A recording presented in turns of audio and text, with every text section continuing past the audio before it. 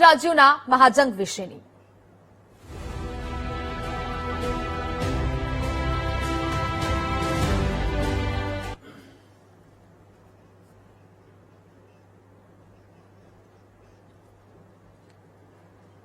તો 5 રાજ્યોમાં વિધાનસભાની ચૂંટણી હવે પૂર્ણ થઈ ગઈ છે અને હવે તમામ જગ્યાઓ પર અનુમાન છે તે પણ લગાવવામાં આવી રહ્યા છે. ક્યાંક હિંસા જોવા મળી રહી છે તો ક્યાંક હવે ઉમેદવારોને ઘેરવામાં પણ આવ્યા છે તેવી પણ ફરિયાદો અને ક્યાંક આક્ષેપો પ્રત્યાક્ષેપનો દોર હજી પણ જોવા મળી રહ્યો છે. ચૂંટણીમાં કેવા પ્રકારનો માહોલ રહ્યો અને અત્યારે કેવા પ્રકારના પરિણામો છે તે આંકવામાં આવી રહ્યા છે. સાથે સાથે એ પણ જાણીશું કે 5 રાજ્યોની વિધાનસભાની ચૂંટણીમાં કયા એવા મુદ્દાઓ છે, કયા સમીકરણો છે કે જે અસર કરવાના છે. અમારા સહયોગી વૈભવી પણ આપણી સાથે જોડાયેલા છે. વૈભવી, 5 રાજ્યોની વિધાનસભાની ચૂંટણી એટલે કે આજે હવે પરિણામ છે તેના પર અત્યારે નજરો છે તે કરવામાં આવશે, એટલે કે એક પ્રયાસ છે તે કરવામાં આવી રહ્યો છે કે ક્યાં હવે કોના મુખ્યમંત્રી છે તે બની શકે છે, કોની સરકાર બની શકે છે. તે પહેલા જે 5 રાજ્યોમાં જે ચૂંટણીઓ પૂરી થઈ છે એ આંકડા શું કહી રહ્યા છે, તેનું સમીકરણ શું કહી રહ્યું છે? વૈભવી. બિલકુલ નેહા, જે પ્રમાણે 5 રાજ્યોની વિધાનસભાની એ ચૂંટણી અને શાખનો એ જંગ બની રહેવાનું છે ઘણી બધી જગ્યાએ, અને એના જ માટેના એ તમામ પ્રયાસો આપણે ચૂંટણી પ્રચાર દરમિયાન પણ એ નજારો જોયો કે જ્યાં તમામ કેન્દ્રીય નેતૃત્વ છે એ પણ પ્રચારમાં જોડાયું હોય, કોંગ્રેસ હોય, બીજેપી હોય, એ તમામ પક્ષો છે એમણે એડી ચોટીનું જોર લગાવ્યું છે. અને એટલા જ માટે જે 5 રાજ્યોનો મહાજંગ છે એમાં ગ્રાફિક્સના માધ્યમથી સૌથી પહેલા તો આપણે એ સમજીશું કે કયા રાજ્યોમાં એ જંગ હતો અને હવે શું છે. સૌથી પહેલા તો પશ્ચિમ બંગાળ કે જેમાં 294 સીટ પર મતદાન યોજાયું. પ્રથમ તબક્કાનું મતદાન પહેલા યોજાયું, બીજા તબક્કાનું મતદાન આજે પૂર્ણ થવાને હવે થોડો જ સમય એટલે ગણતરીની મિનિટો બાકી રહી ગઈ છે. તમિલનાડુમાં 234 સીટો પર મતદાન પ્રથમ તબક્કામાં જ યોજાઈ ગયું છે. પુડુચેરીમાં 30 બેઠકો ઉપર મતદાન પ્રથમ તબક્કામાં જ યોજાઈ ગયું છે અને આસામમાં 126 બેઠક, જ્યારે કેરળમાં 140 બેઠકો ઉપર મતદાન છે તે પહેલા જ યોજાઈ ચૂક્યું છે. માત્ર પશ્ચિમ બંગાળમાં બીજા તબક્કાનું મતદાન આજે છે માત્ર હવે પૂર્ણ થઈ ગયું છે, કારણ કે 6 પણ વાગી ગયા છે. હવે ક્યાં કેટલું મતદાન યોજાયું તેની ઉપર નજર કરી લઈએ. સૌથી પહેલા વાત પશ્ચિમ બંગાળની કરીએ. પશ્ચિમ બંગાળમાં પ્રથમ તબક્કામાં 92.56% મતદાન યોજાયું હતું. આ બમ્પર મતદાન કહી શકાય.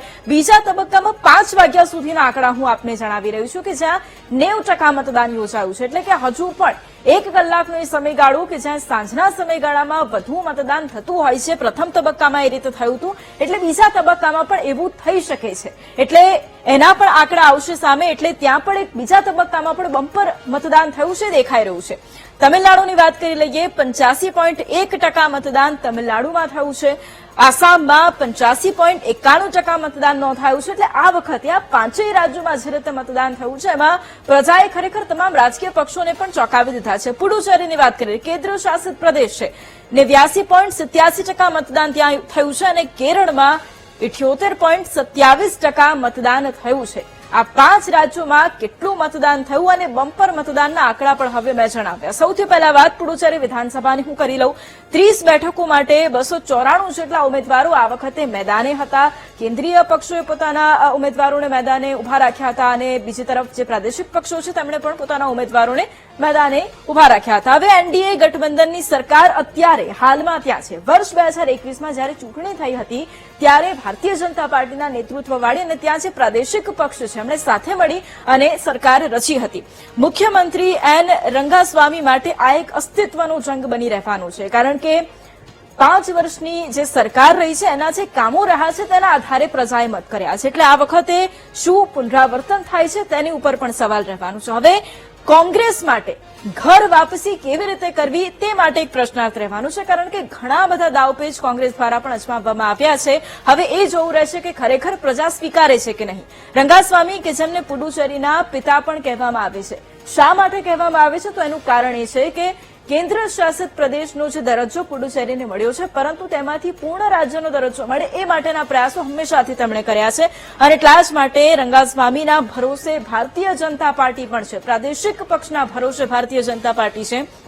વર્ષ 2021માં કોંગ્રેસે સત્તા ગુમાવી દીધી હતી, એટલે આ વખતે ફરી ઘર વાપસી કેવી રીતે કરવી, એક મજબૂત વિપક્ષ કેવી રીતે 5 વર્ષમાં તેમણે કામ કર્યું છે એના આધારે આ વખતે સત્તામાં પ્રજા તેમને લાવશે કે નહીં, એક સૌથી મોટો સવાલ અત્યારે ઉભો થયો છે. અને તેમના જ નેતા વૈથિલિંગમની શાખ પર પણ અત્યારે દાવ લાગ્યો છે, કારણ કે જ્યારે એક ચહેરા પર ચૂંટણી લડાતી હોય ત્યારે ખૂબ ભાર પણ રહેતો હોય છે અને એટલા જ માટે આ પણ એક મુખ્ય ચહેરો કે આ વખતે પ્રજા તેમને વિપક્ષની જવાબદારી આપે છે કે સત્તા પક્ષની જવાબદારી આપે છે તે જોવું રહેશે. વાત હવે મારે કેરળ વિધાનસભાની કરવી છે. દર 5 વર્ષે એક ટ્રેન્ડ છે અને એ ટ્રેન્ડ છે સત્તા પરિવર્તનનો, અને આ સત્તા પરિવર્તનનો ટ્રેન્ડ આ વખતે યથાવત રહેશે કે પછી એમાં કંઈક બદલાવ આવે છે એ જોવાનું છે, કારણ કે એમાં પહેલા બદલાવ થઈ ચૂક્યો છે.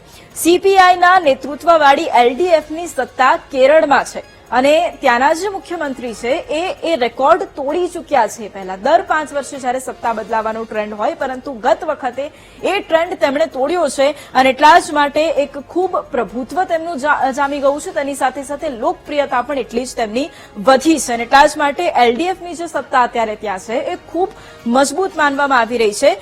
પિનરાઈ વિજયન છે, તેમની ઉપર એક ભરોસો લોકો મૂકી રહ્યા છે, એક વિશ્વાસ તેમની ઉપર લોકો મૂકી રહ્યા છે, કારણ કે જે પ્રમાણે અત્યારે પરિસ્થિતિ છે, એક વિપક્ષ મજબૂત જે જોઈએ એ કદાચ ત્યાં ન મળ્યું અને એના જ કારણે ફરી એક વખત કદાચ લોકો વિશ્વાસ મૂકે એવી પણ શક્યતા છે. પરંતુ એક્ઝિટ પોલના આંકડા સામે આવશે, ત્યારબાદ 4 તારીખે પરિણામ આવશે, ત્યારે એ વાતનો ખ્યાલ આવશે કે ખરેખર લોકોએ કેટલો ભરોસો મૂક્યો છે. હવે વિપક્ષની વાત કરી લઈએ. યુડીએફ માટે આ શાખનો સવાલ છે અને યુડીએફનો પણ એક મુખ્ય ચહેરો, કારણ કે કોંગ્રેસ પણ અહીંયા ગઠબંધનમાં છે, એટલે અહીંયા જોઈ શકાય છે કે કેસી વેણુગોપાલ એક મોટો ચહેરો અને એક મુખ્ય ચહેરો રહેવાનો છે. આ વખતે તેમના પ્રયાસો ખરેખર કેટલા કામે લાગ્યા, તેમની નીતિઓ કેટલી કામે લાગી અને તેમણે જે વિચારધારાથી ચૂંટણી લડી છે એ કેટલું કામે લાગ્યું એ જોવું રહેશે. વર્ષ 2021 કરતા 2026માં 2% વધુ મતદાન થયું છે. કેરળમાં સામાન્ય રીતે વધુ મતદાન થતું જ હોય છે, પરંતુ આ વખતે એના કરતા પણ એક વધારો જોવા મળ્યો છે. એટલે ટ્રેન્ડ ખરેખર કેવો છે એના વિશે હજુ પણ અસમંજસ છે. શું આ વખતે પણ એલડીએફની સરકારને પસંદ કરવામાં આવે છે કે યુડીએફ સત્તામાં આવે છે એ સૌથી મોટો વિષય છે, કારણ કે 2% વધુ મતદાન નોંધાયું છે અને સામાન્ય રીતે જ્યારે વધુ મતદાન યોજાય ત્યારે એવી આશા હોય છે કે પરિવર્તન આવશે, પુનરાવર્તન નહીં થાય પરંતુ તેની જગ્યાએ પરિવર્તન આવશે. એટલે શું ખરેખર પરિવર્તન આવશે કે પુનરાવર્તન થશે એ જોવું રહેશે.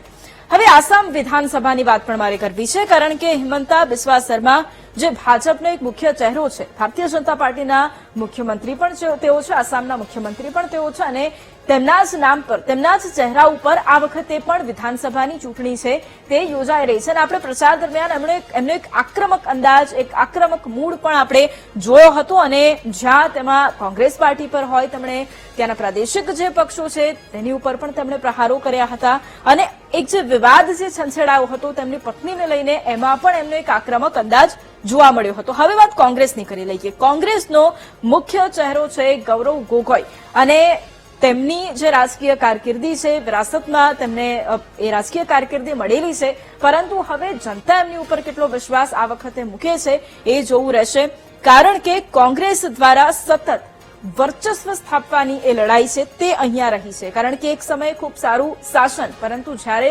સત્તા ગુમાવી ત્યારબાદ સત્તા હાથમાં ન આવી અને હવે મજબૂત વિપક્ષની જે ભૂમિકા હોવી જોઈએ કદાચ એ પણ ન રહી અને એટલા જ માટે ફરી એક વખત આસામમાં વર્ચસ્વ કેવી રીતે સ્થપાય, કેવી રીતે એ મૂળિયા છે એ બધું મજબૂત કરી શકાય, એ માટે કોંગ્રેસ આ વખતે મેદાને ઉતરી અને એક યુવા ચહેરાને આ વખતે તક આપી છે અને એ ચહેરો મુખ્યમંત્રીનો બનાવ્યો કે જેથી લોકો એનાથી આકર્ષાય અને મત આપે. જે પ્રમાણે બમ્પર વોટિંગ થઈ રહ્યું છે અને મેં આગળ પણ કહ્યું, કેરળ હોય, પુડુચેરી હોય, આગળ ત્યાં પણ બમ્પર વોટિંગ થયું છે, એટલે ચિંતા પણ રાજકીય પક્ષોની વધી ગઈ છે. કુતૂહલ છે કે હવે ખરેખર પરિણામો શું આવશે. સામાન્ય રીતે જ્યારે મેં આગળ જેમ કહ્યું એમ કે વધારે વોટિંગ થતું હોય છે, બમ્પર વોટિંગ થતું હોય છે, પરિણામમાં એની અસર સ્પષ્ટપણે દેખાતી હોય છે પુનરાવર્તન અને પરિવર્તન સ્વરૂપે. પરંતુ આ બેમાંથી આ વખતે આસામમાં શું થશે એ કોઈને ખ્યાલ નથી અને હવે એ આગામી સમય એટલે કે 4 તારીખ બતાવશે. નેતાઓની પત્નીને લઈને પણ વિવાદ થયો છે. ગૌરવ ગોગોઈ છે, એમની પત્ની ઉપર એ આક્ષેપ કરવામાં આવ્યો હતો કે એક પાકિસ્તાની જે એજન્ટ છે તેના કનેક્શન તેમની સાથે રહ્યા હતા અને એના કારણે એક વિવાદ સંછેડાયો હતો. ત્યારબાદ ગૌરવ ગોગોઈ દ્વારા અને પવન જોશી છે, પવન ખેડા છે, તેમના દ્વારા પણ એક આક્ષેપ કરવામાં આવ્યો હતો. તેમના દ્વારા એ કહેવામાં આવ્યું હતું હિમંતા બિસ્વાની પત્ની માટે કે તેમની પાસે 3 અલગ અલગ દેશોના પાસપોર્ટ છે અને ત્યારબાદ એ મામલો ખૂબ જ ગરમાયો હતો અને એ મામલો વધુ ગરમાયો જેની અસર પણ ચૂંટણીમાં પડી છે. હવે તમિલનાડુ વિધાનસભાની પણ વાત કરી લઈએ, કારણ કે મુખ્ય મુકાબલો ડીએમકે અને એઆઈડીએમકે વચ્ચે રહેવાનો છે. ડીએમકેની સત્તા એક મજબૂત પકડ તમિલનાડુમાં બનાવી લીધી છે. એટલે આ વખતે શું ખરેખર એઆઈડીએમકે કે જેનું જે વર્ચસ્વ છે તે ધીરે ધીરે નબળું પડતું ગયું, જેની શાખ આ વખતે દાવ પર લાગી છે, એમનું આ વખતે પ્રદર્શન કેવું છે 4 તારીખે ખબર પડશે. એક્ઝિટ પોલમાં પણ એ ખ્યાલ આવશે કે ખરેખર લોકો એમની પર કેટલો વિશ્વાસ મૂક્યો છે.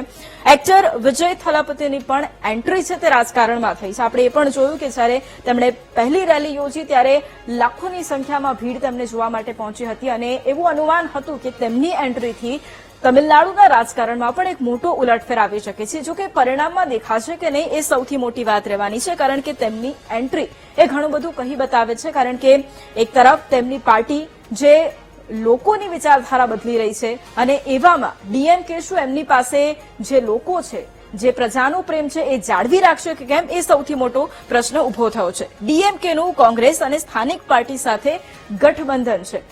કોંગ્રેસ દ્વારા અહીંયા ગઠબંધન કરવામાં આવ્યું છે. પોતાના જે ઉમેદવારો છે તેમને ભાગીદારીથી ઉભા રાખવામાં આવ્યા છે. સાથે જે સ્થાનિક પક્ષો છે તેમની સાથે પણ ગઠબંધન કરવામાં આવ્યું છે અને એક પકડ કહી શકાય, એક મજબૂત પકડ છે તે તેમણે બનાવી છે. એમ કે સ્ટાલિન તે મુખ્યમંત્રી છે તમિલનાડુના, વારંવાર પોતાના જે નિવેદનો છે, આક્રમક નિવેદનોને લઈને તેઓ સતત ચર્ચામાં પણ આવતા રહેતા હોય છે. આ વખતે પણ તેમણે ઘણા બધા નિવેદનો ચૂંટણી દરમિયાન પણ આપ્યા છે, પ્રચાર દરમિયાન પણ આપ્યા છે અને એ જોવું રહેશે કે આ વખતે તેમનું જે આક્રમક અંદાજ છે એ ત્યાંની જનતાને પસંદ આવે છે કે નહીં. હવે એઆઈડીએમકેનું ભાજપ સાથે ગઠબંધન છે અને આ એક સૌથી મોટી વાત એ પણ છે કે જ્યારે આ ગઠબંધન છે, ગઠબંધનની પાર્ટીઓ જ્યારે છે ત્યારે થલપતિની પાર્ટી કોને નડવાની છે. 2 ગઠબંધન છે, એક તરફ સત્તા પક્ષનું ગઠબંધન, એક તરફ વિપક્ષનું ગઠબંધન.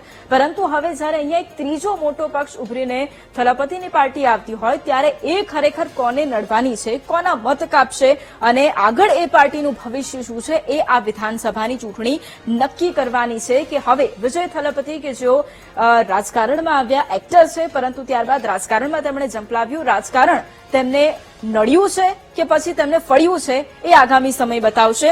અને સૌથી મોટી વાત એ છે કે વોટિંગમાં વર્ષ 2011નો રેકોર્ડ તૂટ્યો છે. વર્ષ 2011માં સૌથી વધારે બમ્પર વોટિંગ છે તે થયું હતું, ખૂબ પ્રમાણ વધારે હતું. પરંતુ આ વખતે જે રીતે 5 રાજ્યોમાં વોટિંગ થયું છે, જે મતદાન થયું છે એ બમ્પર વોટિંગ છે. ઘણા લોકો એવું પણ કહી રહ્યા છે કે જે સરની અસર છે એના કારણે આ પ્રકારનું મતદાન દેખાઈ રહ્યું છે. પરંતુ એ સમય આવે એટલે ખ્યાલ આવશે કે ખરેખર પ્રજાએ કોની પર વિશ્વાસ મૂક્યો છે. દક્ષિણમાં ભાજપ દ્વારા દબદબો વધારવા માટેના સતત પ્રયાસો થઈ રહ્યા છે, મથામણ છે. આપણે એ પણ જોયું કે અન્નામલાઈ એક એવો ચહેરો ઉભરી આવ્યો, એક યુવા ચહેરાને તક આપવામાં આવી કે ભારતીય જનતા પાર્ટીનો એક મુખ્ય ચહેરો તેમને ત્યાં બનાવવામાં આવ્યો. પરંતુ કોઈ અંશે તે કામ ન કરી શક્યું. એટલા જ માટે હવે નવા પેતરા, નવી રણનીતિ ભારતીય જનતા પાર્ટી દ્વારા અપનાવવામાં આવી રહી છે. કારણ કે નોર્થમાં ભારતીય જનતા પાર્ટીનું પ્રભુત્વ, પરંતુ સાઉથમાં એ પકડ બનાવવા માટે સતત પ્રયાસો કરવામાં આવી રહ્યા છે.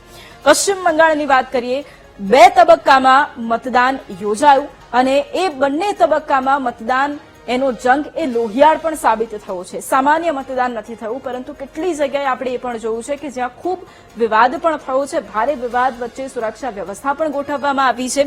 આજે બીજા તબક્કાનું જે મતદાન છે તે પૂર્ણ થયું છે. 90% મતદાન 5 વાગ્યા સુધીમાં નોંધાયું છે. પહેલા તબક્કામાં પણ બમ્પર વોટિંગ થયું હતું. મમતા બેનર્જીની એક મજબૂત પકડ ત્યાં છે. આ વખતે ખૂબ વિવાદો થયા, આક્ષેપ પ્રત્યાક્ષેપ, એકબીજા પર પ્રહારો થયા છે. પરંતુ હવે જનતાએ કોની વાત માની છે અને કોની નથી માની એ તો સમય બતાવશે. પરંતુ આજે જ્યારે બીજા તબક્કાનું મતદાન પૂર્ણ થયું છે ત્યારે 5 વાગ્યા સુધીના આંકડા છે એ 90% આવી રહ્યા છે. એટલે હજુ પણ 1 કલાકની અંદર આ આંકડો વધારે વધી શકે છે. હવે આ આંકડો છે એ પુનરાવર્તન તરફ છે કે પછી પરિવર્તન તરફ છે એ જોવું રહેશે. એસઆઈઆરના વિરોધમાં મત પડ્યાનો ટીએમસીનો દાવો છે. સતત જ્યારથી જ એસઆઈઆર લાગુ કરવામાં આવ્યું, તેની જે કામગીરી શરૂ કરવામાં આવી ત્યારથી જ એક વિરોધ હતો ટીએમસીનો, કે જ્યાં ટીએમસી દ્વારા એ કહેવામાં આવતું હતું કે આ એક ગોલમાલ થઈ રહી છે, મતદારો છે એમની સાથે ગોલમાલ થઈ રહી છે, ભાજપ સત્તામાં આવવા માટે આ બધું કરી રહ્યું છે, એવા આક્ષેપો પણ થયા હતા. પરંતુ તેની સામે એસઆઈઆરની પ્રક્રિયા પૂર્ણ થઈ અને ત્યારબાદ ત્યાં ચૂંટણી પણ યોજાઈ છે. બીજેપી સરકાર બનવાનો વિપક્ષનો દાવો છે, કારણ કે શુભેન્દુ અધિકારી એક મુખ્ય ચહેરો ભારતીય જનતા પાર્ટીનો છે. કારણ કે ગત ઇલેક્શનમાં પણ જોયું કે એમના ચહેરા ઉપર, એમના દમ પર ચૂંટણી લડ્યા હતા. મમતા બેનર્જી ખુદ એમની સામે વર્ષ 2021 2024માં હારી ગયા હતા, પરંતુ બહુમતી મળવાને કારણે ફરીવાર તેઓ એક વખત મુખ્યમંત્રી બન્યા. પરંતુ જે પ્રમાણે શુભેન્દુ અધિકારી તેમણે પોતાની જે મહેનત છે ગ્રાઉન્ડ લેવલ પર બતાવી છે, એના કારણે ભારતીય જનતા પાર્ટીનું કદ પણ છેલ્લા 5 વર્ષોની અંદર વધ્યું છે. 2011માં લેફ્ટને હરાવી અને મમતા સરકાર બની હતી. લેફ્ટ વિરુદ્ધ જબરજસ્ત આક્રોશ, છેલ્લા 25 વર્ષનું રાજ લેફ્ટનું ખતમ થયું હતું અને મમતા બેનર્જી એ સમયગાળા દરમિયાન એક એવો ચહેરો બનીને ઉભરી આવ્યા હતા કે જે જનતા માટે છે અને જનતા માટે કામ કરશે, એ રીતનો ચહેરો બનીને ઉભરી આવ્યા હતા. અને વર્ષ 2011થી એ મજબૂત પ્રદર્શનમાં સતત વધારો જ થઈ રહ્યો છે. યુવા અને જે મહિલાઓ છે તે અહીંયા નિર્ણાયક છે, કારણ કે પશ્ચિમ બંગાળમાં બાજી કોણ મારવાનું છે એને લઈને સૌથી મોટો પ્રશ્ન છે. કારણ કે એક તરફ વિપક્ષનો દાવો કે આ વખતે સરકાર ભારતીય જનતા પાર્ટીની બનશે, પરંતુ ટીએમસી એ સતત ગ્રાઉન્ડ લેવલ પર છે અને સતત એ દાવા કરવામાં આવી રહ્યા છે કે જનતા માટે ખૂબ કામ કર્યા છે અને એટલા જ માટે યુવાઓ અને મહિલાઓ પર બંને પક્ષો દ્વારા, બંને જે સંગઠનો છે તેના દ્વારા ખાસ ધ્યાન રાખવામાં આવ્યું છે કે આ જે યુવાઓ છે અને મહિલાઓ છે તેમને પોતાના તરફ કેવી રીતે કરવાના. આપણે એ પણ જોયું કે પોતાના મેનિફેસ્ટોની અંદર બીજેપીએ મહિલાઓ માટે ઘણી બધી જાહેરાત કરી છે, યુવાઓના ભણતર માટે ઘણી બધી જાહેરાત કરી છે. રેવડી રાજનીતિએ મતદારો છે તેમને આકર્ષ્યા છે. સામાન્ય રીતે હવે જ્યારે ઇલેક્શન્સ આવતા હોય છે ત્યારે એ રેવડીની જાહેરાતો પણ થતી હોય છે અને આ વખતે પણ એ જ પ્રકારેનું પશ્ચિમ બંગાળમાં થયું છે. ટીએમસીનો મુસ્લિમ મતદારોને રીઝવવાનો સતત પ્રયાસ. આપણે એ પણ જોયું છે કે ટીએમસી પોતાના જે લઘુમતી મતદારો છે તેમને ક્યારેય પોતાનાથી દૂર નથી થવા દેતું અને એટલા જ માટે ફરી એકવાર ચૂંટણીના સમયગાળામાં તેમને રીઝવવાનો પ્રયાસ કરવામાં આવ્યો છે અને ભાજપ દ્વારા હિન્દુ કાર્ડ પણ આ વખતે ચૂંટણી લડવામાં આવી છે. મમતાના આત્મવિશ્વાસની સામે ભારતીય જનતા પાર્ટીની એક જે ચોક્કસ રણનીતિ છે, આ બેમાંથી કોનું શું થાય છે એ જોવું રહેશે. કારણ કે નેહા જે પ્રમાણે ગ્રાફિક્સના માધ્યમથી મેં આપને સમજાવ્યું છે, કારણ કે એક તરફ વિપક્ષને એ આત્મવિશ્વાસ છે કે આ વખતે તેઓ સત્તામાં આવશે, પરંતુ બીજી તરફ ટીએમસી જે ગ્રાઉન્ડ લેવલ પર પોતાનો દબદબો જમાવીને બેઠી છે એને પણ એ વાતનો ખ્યાલ છે કે આ વખતે જે વિરોધ છે તે કદાચ લોકોનો તેમને જે થઈ રહ્યો છે કદાચ નડશે નહીં અને પરિણામ એમના તરફી આપવાનું છે. જો કે એક્ઝિટ પોલના આંકડા થોડા સમય બાદ સામે આવશે અને તેની સાથે 4 તારીખને આ પરિણામો પણ સ્પષ્ટ થઈ જશે. બિલકુલ વૈભવી, આભાર. તો જ પ્રકારે હવે